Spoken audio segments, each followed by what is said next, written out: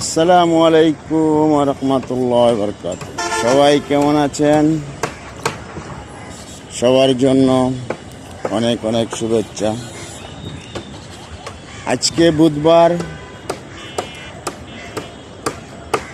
তাই বুধবারে আমাদের মেরাদিয়াতে ঐতিহ্য একটা হাট বসে।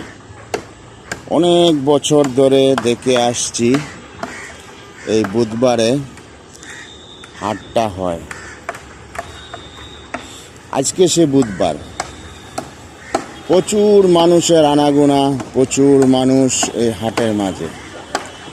সুই থেকে নিয়ে বিমানের পাশ পর্যন্ত